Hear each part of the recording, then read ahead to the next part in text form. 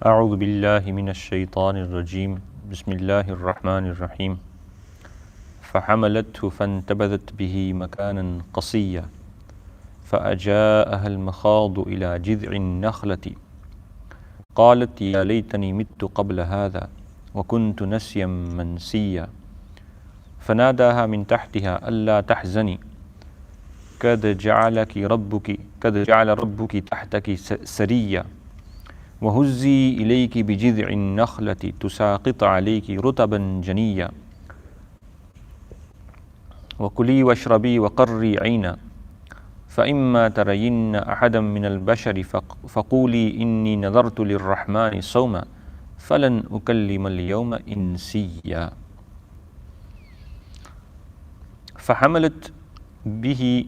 فحملته فانتبذت به مكانا قصيا. So she conceived him, and she withdrew with him to a distant place.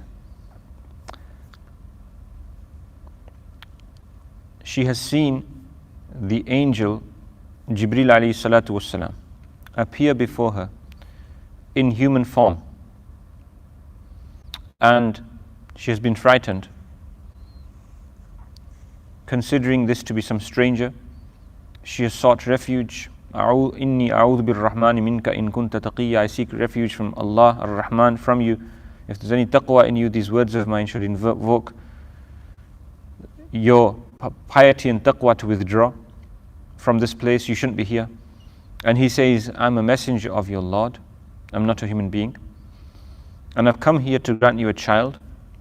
She's astonished, and she says that this isn't possible because no one's ever touched me, and I'm not an unchaste woman. I've never been married. I don't have a relationship with anybody. And he says, this is your Lord's decree.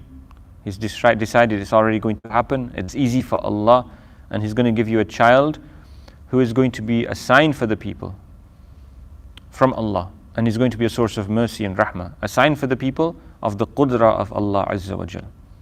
And mercy, He'll be a source of guidance. So this is as far as we had gotten in the previous dars. So what happens now?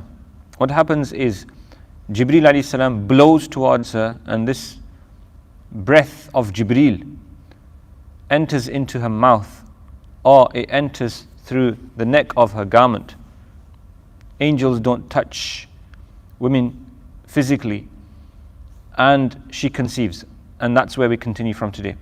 فَحَمَلَتْهُ, she conceives him. This is Isa alayhi salatu wassalam. A point to focus on here. In yesterday's dars, we were looking at other verses which mention Maryam alayhi salam. Amongst them, in Surah At-Tahrim, the closing verses, in which Allah praises her piety as an example for the believers. And Allah Ta'ala mentions her firm belief. وَصَدَّقَتْ بِكَلِمَاتِ رَبِّهَا وَكُتُبِهِ, her iman in Allah and His books, His signs, His words, His verses. وَكَانَتْ مِنَ الْقَانِتِينَ, and her resolve, her being resolute in worshipping Allah. And one of the special qualities which Allah mentions here, وَمَرْيَمَ ابْنَةَ عِمْرَانَ الَّتِي أَحْسَنَتْ فَرْجَهَا, she protected her chastity.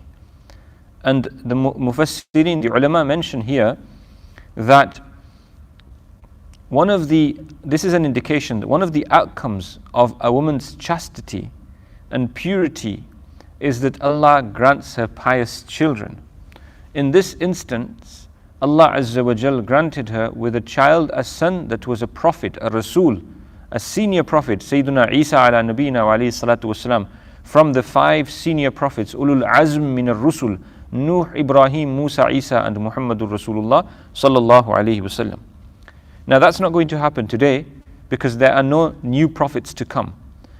And as I iterate and reiterate, and it's mentioned in this surah as well, we will come into the discussion of it. When Isa alayhi salatu wasalam returns to earth, he will not come as a new prophet with a new prophethood or a new message. He will come as a follower of Muhammadur Rasulullah sallallahu alayhi wasallam. So there are no new prophets to come.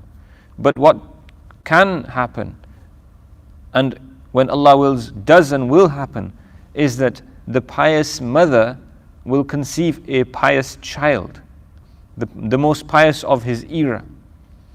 And on this point, it's worth noting, because this surah is powerful for mothers, Surah Maryam. In fact, many recommend the recitation of Surah Maryam for expectant mothers during their pregnancy. And these verses I've just recited before, you talk about labor pain and delivery and the food that should be eaten as well. So this being the case, what should an expectant mother do? Well, there is plenty of research. I mean, we can talk about the spiritual realm, but even before this, if we look at science and scientific research and the impact on the child of the mother's psychological and physical condition, her diet has an impact on the child, her eating habits, her thought patterns, and the mother who has a positive, healthy mental attitude, the way this impacts the unborn child, and the mother who is in a condition of depression and she spends her time worrying, the impact this has on her child. So there is plenty of medical research to suggest that there is an impact on the unborn child. The child is impacted by the habits and lifestyles of the mother. So at the spiritual level, this is also the case. A mother who is devoted to the worship of Allah is going to be doing the tarbiyah of her child spiritually even before the child is born. And on this point, this is why the obligation of the person who provides the food, the breadwinner of the family, it's towards the mother and towards the child during pregnancy.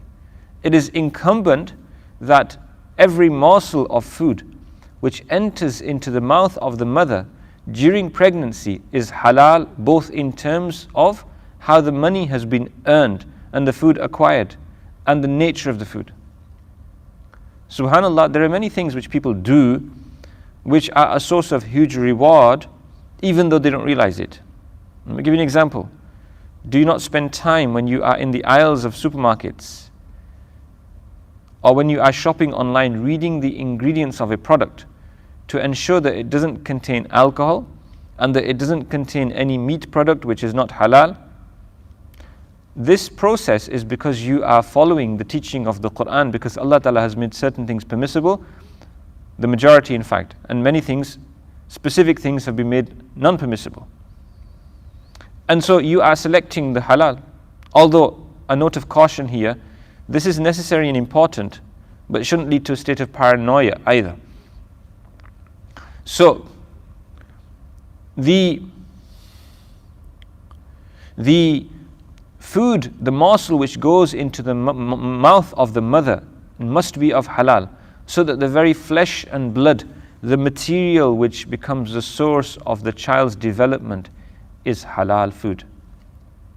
So we're talking here about the pious mother and the impact on the child. Now keep in mind, يُخْرِجُ الْحَيَّ مِنَ الْمَيِّتِ, Allah Azza wa Jal takes the dead out of the living and the living out of the dead. And this is mentioned in many places, in more than one place in the Quran. And this is at the physical and spiritual level.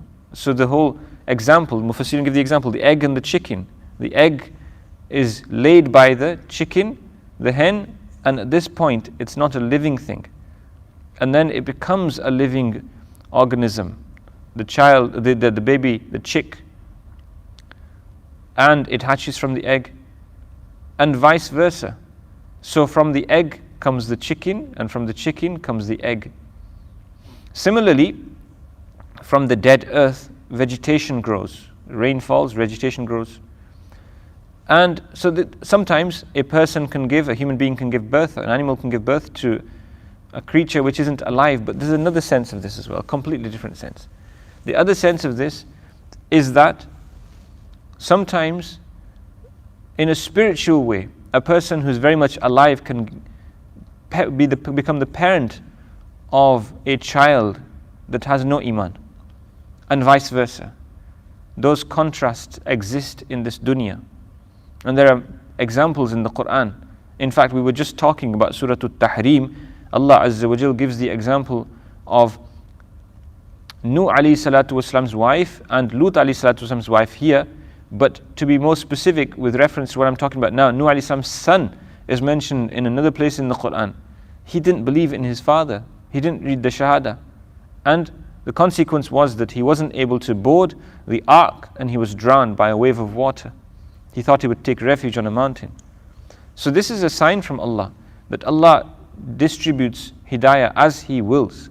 Having said this, it is also worth noting that this isn't the case in the majority of situations.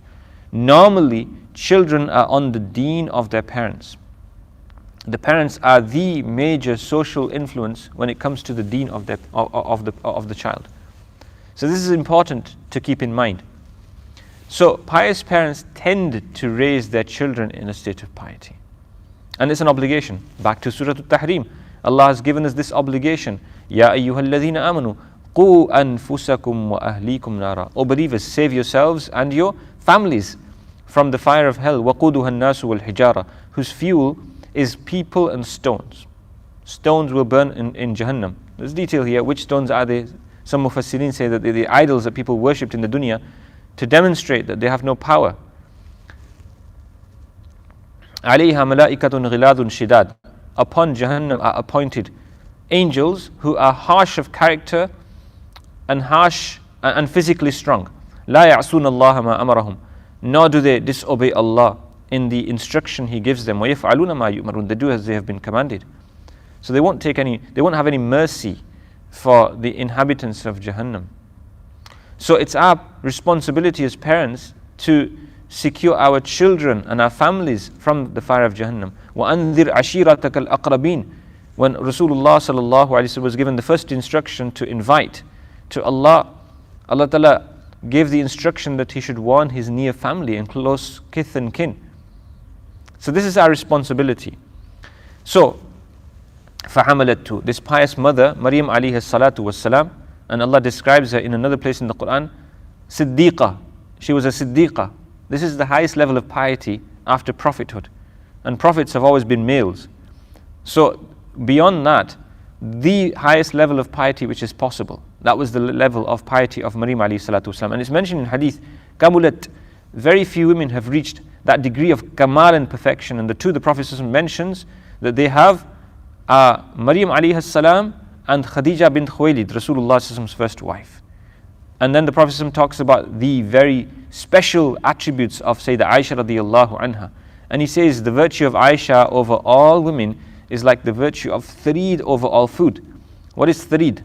Thareed is a meal cooked with bread and meat together. So the bread is put into the meat and the two are cooked together and eaten together as one, rather than dipping the bread inside the meat. Thareed. And it's a nutritious food which combines everything together, and it's easy to eat, and it's a tasty preparation, and so it's described as the best of food. The hadith says that the Prophet's fingers were pursuing the bits of the dubba inside the soupy liquid, so around the plate. And the etiquette of eating is you eat from in front of you. However, if there is a variety of food on the plate, you can reach to the other side, and that's not contrary to the sunnah. So this was because the Prophet appreciated this particular vegetable. And the muhaddithin write in the commentary of the hadith, and this is fascinating, that dubba is a vegetable which increases the aql, it increases your intelligence, and it has very balanced properties. So to cook the two together, it's another preparation mentioned in hadith. So now we have the thareed, we have, I'm not mentioning this because of the fact that we're fasting, by the way. I'm mentioning this because it's come up in our topic. So because we're talking about the halal and tayyib food, and so when something beneficial comes up, then we don't close that chapter, we talk about it a little and then we move on, so the benefit is there. So we've mentioned cooking beetroot and barley together. Both are very alkalizing foods, by the way. And we've talked about the thareed, the combination of bread and meat cooked together. So these are examples of foods found in hadith. Another food which is mentioned in hadith is haytha. And haytha is a preparation like a halwa, a sweet dish made of dates, sweetened with dates, no sugar, dates and flour. And it's still eaten in Masjid al-Nabawi al-Sharif. Allah preserve it and open it up to the public. and the Haramain al-Sharifain and all our masajid, the Masjid Aqsa, you'll find that on the occasion of iftar, it's often presented. Haytha, it's another food mentioned in hadith, a preparation. So these are the types of recipes that we might want to explore to get close to the seerah and sunnah of the Prophet ﷺ, because we ought to love everything which Rasulullah ﷺ appreciated and loved, and the Sahaba did. And so the food that a mother eats. So فَحَمَلَتْ أُمُّهُ فَحَمَلَتْ فَنَبَذَتْ بِهِ مَكَانًا قَصِيًّا. She conceived him and she to a distant place. So now what happens? Now there's a person called Yusuf Najjar, Yusuf the carpenter, and in Christian literature he's referred to as Joseph the carpenter. Now who is this person, and what does the Mufassirin say? The Mufassirin mention that he was a pious person, he was a cousin, he was related to Maryam alayhi salam. He was an abid, zahid, he was a devout worshipper of Allah Azza wa Jal, and he was a pious man. Now, what happened is he noted that his cousin sister, as we say, his cousin, her condition indicated to him that she's expecting, and he was astounded and astonished, because he knew of the piety of Maryam alayhi salam and the miracles Allah had given her, such as the food from the unseen, which we've talked about. So, on one occasion, not being able to withhold his astonishment and concern, he asked her, he said, I want to ask you something which is in my heart. And he asked her in an indirect way. He realized that she's pregnant. So he asked her, he says, can a tree grow without a seed? And can a crop grow without plantation, without seeds again? And can there be a child without a father? And she understood what he said immediately. And she said to him, she said, look, Allah created the first person without a parent. Allah created the first tree without a seed. The first streams in the spectrum. And when it comes to the mother of Isa alayhi salatu wasalam, Maryam alayhi salam, we take the Quranic narrative, and that's what we stick by, and that's what we hold and believe in. And the detail of that is yet to come. So let's proceed. How are we for time? 18 minutes. So, فَحَمَلَتْهُ فَانْتَبَذَتْ بِهِ مَكَانًا قَصِيًّا فَأَجَاءَهَا الْمَخَاضُ إِلَى جِذْعِ النَّخْلَةِ. These are poignant verses in the Quran, indeed. And any mother understands this. And to some degree, any father who has watched his wife go through labor pain. فَأَجَاءَهَا الْمَخَاضُ إِلَى جِذْعِ النَّخْلَةِ. Then the pains of labor brought her to the trunk of a date palm. قالت يا ليتني مت قبل هذا وكنت نسيا منسيا. She said, if only I had died before this, and I had gone into oblivion, completely forgotten.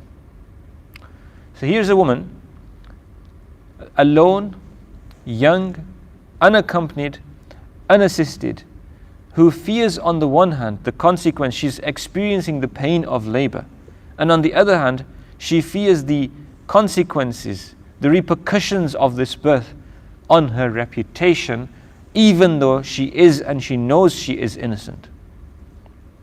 A pious woman who is concerned about her reputation. And so what does she wish for? She forgets for the moment, the Mufassirin say, her condition makes her forget the good tidings that Jibreel alayhi salam had brought her, of how this child would be a sign for the people, and rahmah and mercy. She forgets this. She forgets how the child will be granted the book. All the glad tidings are forgotten for the moment, and she is overwhelmed in grief. Nobody she can talk to, nobody she can seek assistance from. Now the Quran, every word of the Quran, what does she do? فَأَجَاءَهَا الْمَخَاضُ. The word here, it doesn't say that, the Quran doesn't say, let's explore this. It doesn't say that she walked because of labor pain. أَجَاءَهَا الْمَخَاضُ. Makhad is labor pain. Labor pain brought her. Aja'a means to bring someone. إِلَى جِذْعِ النَّخْلَةِ. Labor pain, this is literal translation. Labor pain, the verb is first in Arabic. In Arabic, you often have verbs at the beginning of sentences. That doesn't happen in English. It's a nominative language. Labor pain brought her. So if we were to rearrange according to the Arabic, it'd be brought her, did labor pain. Brought her, labor pain. Labor pain brought her to the trunk of a date palm. So her pain caused her to get up and walk. What do women in labor do? And what are they supposed to do? What is recommended? The worst thing for a woman in labor is to sit in bed and to stay there for hours at a time, though this may be difficult. Of course, there are exceptions because of health conditions. But the normal advice for a woman in labor is to walk, because the child, the delivery becomes easier, and the child, rather than being in breech position, the child positions itself naturally, swivels into position, ready for a natural and normal delivery. And so what do midwives and hospitals advise? They delay the coming of the mother to the hospital as much as possible. And then the speed of the labor pain increases. And this is known to be one of the worst experiences that a person can possibly have in terms of the severity of it. And yet, Allah Azza wa Jal, in His wisdom, He has made it such that this comes in waves. And the sweetness between each pang of labor pain and the calm is such that a woman can even fall asleep for those few seconds. And this rest gives her the energy for the next phase. And for men, if any pain is compared to labor pain, then it's the pain of kidney stones. Allah protect you from it. And while on a tangent here, we're talking about all sorts in today's dars, medicine, diet, from an alternative and complementary medicine point of view, and this isn't meant to be medical advice, it's just a general discussion of anecdotal information which you can research yourself, something which is beneficial for people with kidney problems in particular, and in Ramadan as well, with the long fast, you need to keep yourself hydrated, is the consumption of large quantities of watermelon to flush out the kidneys. And anecdotal research suggests that it can dissolve the kidney stones as well, eaten in large quantities for a few days at a time. So the pain of kidney stones is very similar in that it comes in waves, and people who have had it document that this pain is intensely poignant and severe. And subhanAllah, the kidneys are tiny, and the stones need only to be the size of a rice seed, a rice grain. When they have a sharp corner, to cause that severe pain, that pang of pain. But the calm in between the storm is so sweet that people have said that it's almost worth the pain. Now this is interesting because, you know, why is it that your own flesh and blood for the mother is so dear to her? It's because she's invested so much. Perhaps one of the reasons why, not even perhaps, we understand this point as the human condition, human beings. One of the reasons why a woman, a mother is so desperately attached to her own child is because of the investment of the labor pain as well. The pregnancy, it's part of her flesh and blood. No surprise then when a woman is angered by a child. You know, when a child neglects and abandons his or her mother, a son or a daughter, and she's angered. Young people describe this as emotional blackmail. It's not emotional blackmail. Wait till you get there. Wait till you get there, and then you will realize. You suddenly realize. Parents allow themselves to be bemused and amused by the rantings of their children. But sometimes it becomes too much. It's not good for the children when the parent's heart is actually broken. We've discussed the rights of parents earlier. We discuss it again here. So, فَأَجَاءَهَا الْمَخَاضُ إِلَى جِذْعِ النَّخْلَةِ walking, to prepare for time, yeah? 25. To prepare for delivery, and also because she needs to seclude herself. And where does she go to? إِلَى جِذْعِ النَّخْلَةِ, to a dry date palm. Do you know, in delivery, it was Queen Victoria who was the first to use a bed. The traditional position is the squatting position, and it's still used in delivery because it assists, gravity assists, And when a woman is in this condition, then one of the things she sometimes wants to do is grasp something in a strong way, so she can exert her energy. And sometimes this approach is still referred to, it's attributed to Mary, to Maryam alayhi salam in medicine, to grasp a pole of some sort, to assist in delivery. And the C-section becomes a medical necessity sometimes, but when it's not a medical necessity, there is plenty of research to explore on this subject, the health benefits for the child in normal delivery, to the immune system of the child, the physiology of the child's development. Everything is meant to be the way it is. And so, فَأَجَاءَهَا الْمَخَاضُ إِلَى جِذْءِ النَّخْلَةِ, and she now exclaims, يَا لَيْتَنِي مِتُّ قَبْلَ هَذَا. She's in pain, she's alone, and she's delivering, and she's concerned about the repercussions of how the people will turn this into a scandal, though it is not. She's innocent and pure, and an innocent and pure woman who is concerned that people will accuse her of the unthinkable for her. Ya laytani mittu qabla hadha. These are one of those places in the Quran which are very poignant. Another is in Surah Yusuf. In Surah Yusuf, when the brothers, when they turn to Yusuf alayhi salatu wassalam, and they say, أَإِنَّكَ لَأَنْتَ Yusuf? Are you Yusuf? They realize now, the penny drops. He says, Ana Yusuf. I'm Yusuf. And this is my brother, and this is my brother Binyamin. La tathriba alaykum al-yawm, and he forgives them. He says, no criticism of you today. This is a poignant place in the Quran's narratives. And this is a poignant place, this one here. There are many places like this, but you need to put them into context to understand them. The Quran is not something to just be passed by. When the Anbiya, after having invited their communities to deen for decades, the punishment comes to their people, and they see their people lying strewn on the ground, and they turn to them on their parting glance, and they make a comment then. They are poignant occasions in the Quran. There are many poignant places in the Quran. The cries of Anbiya and of pious people when they make dua to Allah. The narratives of Jahannam, and when the people of Jahannam will be told by Allah, on behalf of Allah, after waiting for centuries, calling out, they'll be told, Allah Ta'ala will say, don't talk to me. That's a very poignant place. May Allah protect us from such a situation. So this is another poignant place in the Quran, in which Maryam alayhi salatu wasalam says, Ya laytani mittu qabla hadha. If only I had died before this. Wa kuntu nasiyam mansiya. And I had become completely forgotten. No one knew me. I hadn't existed. You know, Aisha radiallahu anha says something similar because of her fear of Allah. Because of her fear of Allah. And by the way, she was accused scandalously by the munafiqeen of Medina. And Rasulullah sallallahu alaihi wasallam was caused untold suffering and torment because of this. And Aisha cried for days. And Allah revealed verses of Surah An-Nur, the beautiful hadith of Ifk in Bukhari, Sahih Bukhari, something to be read.